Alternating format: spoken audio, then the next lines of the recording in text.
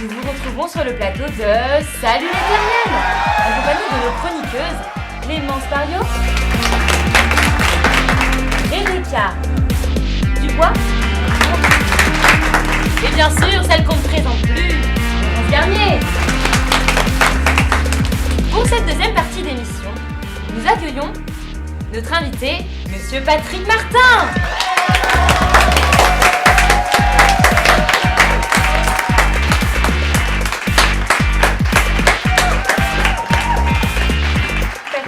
Bonsoir et bienvenue. Bonsoir à toutes et tous. Bonsoir. Vous venez d'avoir 32 ans. Vous cumulez déjà 3 blockbusters. Vous incarnez la nouvelle génération d'acteurs français. Pourtant, c'est de littérature dont vous allez nous parler ce soir. Déjà que les actrices, elles savent pas écrire, alors les hommes, t'imagines? Après cette remarque perspicace, nous allons parler de votre livre, La Vérité. Vous avez pris votre plus belle plume pour dénoncer les violences que vous avez subies au début de votre carrière. Quel a été le déclic pour écrire ce livre ? Effectivement, j'ai mis très longtemps à faire face à cette situation. J'étais sans cesse dans le déni et je remettais tout le temps la faute sur moi-même.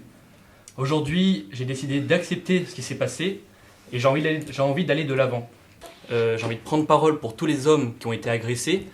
Il faut médiatiser ce sujet parce que c'est comme ça qu'on va faire changer les mentalités et puis surtout faire changer les institutions chargées de ce type de violence.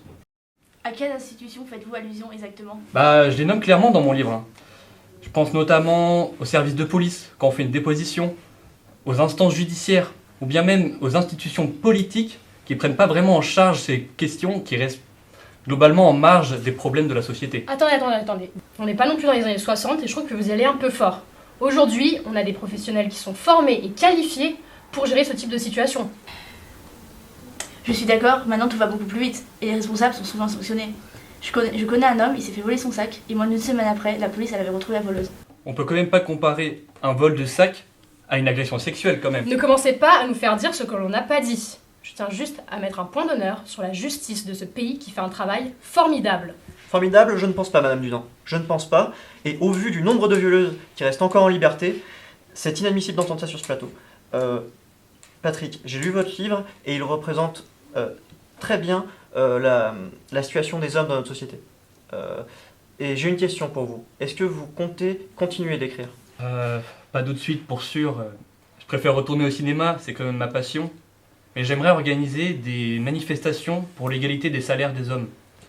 Et puis, tout ce que je veux, c'est qu'on soit plus respecté dans la société. C'est une très bonne initiative et je pense que vous devriez continuer à faire Revenons au ça. sujet de votre livre.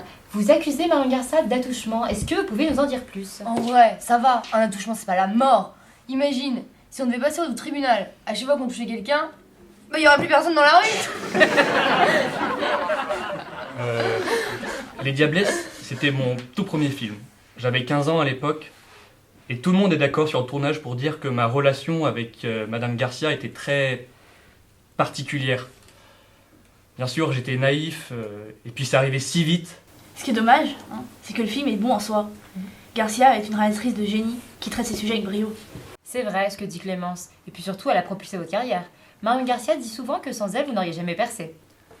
Ce qu'il faut bien comprendre, c'est que c'était un tel trauma que je pouvais plus jouer la comédie pendant longtemps. Je faisais beaucoup de théâtre et j'arrivais plus à jouer, j'étais cassé. J'aimerais croire que l'histoire était romancée, ça serait pas juste un coup de buzz? Ça vient un truc de mec ça. Quoi?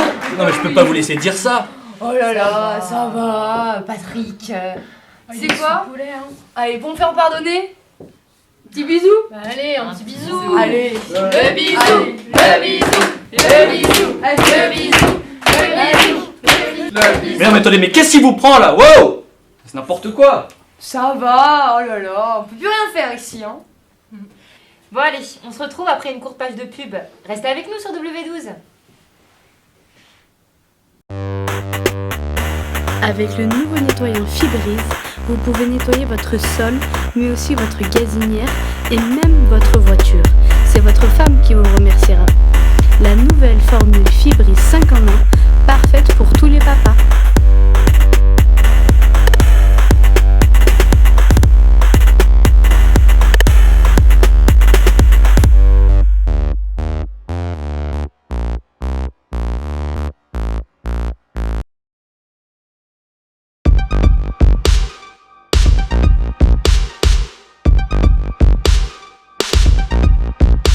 Goûtez au nouveau Caco Local Light, rafraîchissant et extrêmement déroutant.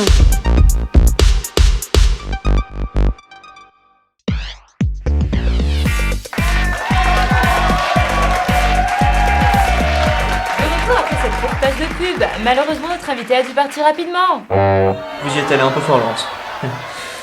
Oh ça va, on peut plus rien dire aujourd'hui avec tous ces masculinistes à la con là. Comme disaient des proches, on peut rire de tout mais pas avec n'importe qui. Il a dû avoir un pic de testostérone.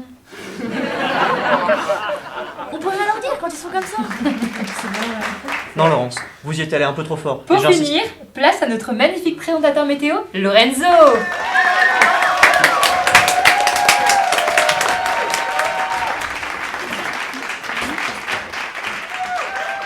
Bonsoir à toutes. Bonsoir. Bienvenue sur C'est mignon avec votre ton petit col Mao là. Ah, ça le si bien. Hein. bienvenue sur votre point météo du soir.